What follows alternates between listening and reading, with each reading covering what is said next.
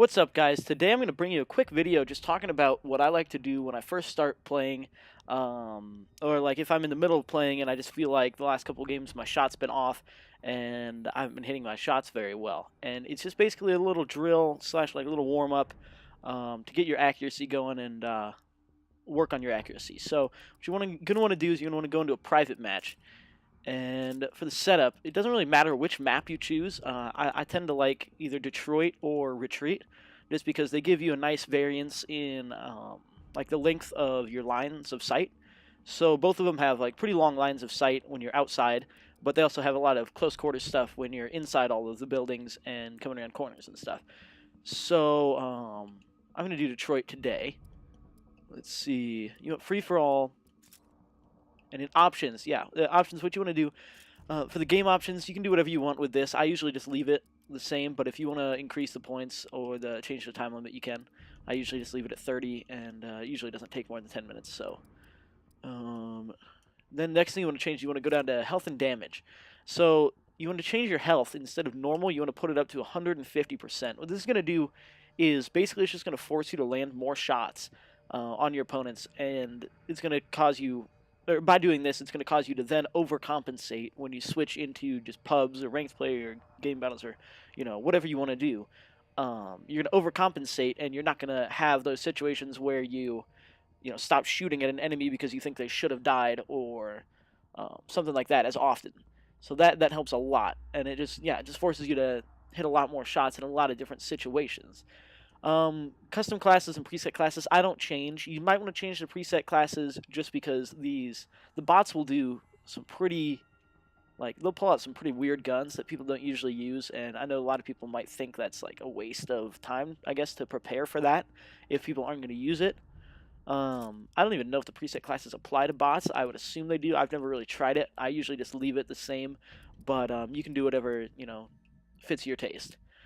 Next thing, the number of bots. I usually do 9, maybe 8. But if you do like 10 or 11, it gets a little bit too crowded, and you just die too often because there's just so many people around you and there's just so much going on. And then if you do like 6 or 7, it just gets like pretty boring because these maps are pretty good size. Maybe if you're on like comeback or something a little smaller, then 6 or 7 might be okay, but 8 or 9 should be fine. Bot difficulty, I usually just do regular because I'm not really in here to be shot at. I just mainly want a more immersive firing range experience. I mean, the firing range is great. Don't get me wrong. I love it. It's a great innovation, and I hope it's back in future Call of Duties. But at the same time, it's kind of just halfway where I wanted it to be. To the point where, I mean, yeah, it's great to be able to test out guns and stuff and shoot at targets, but just the fact that you're stationary, standing in one little, I don't know what you would call it, a little pod, or in between those two like glass walls, it's not as immersive as like a private match against bots where you're running around, especially for somebody like me who likes using like a sub and is rushing into hard points and trying to break setups and stuff. It's good to be able to practice that combination of like movement and I guess turning.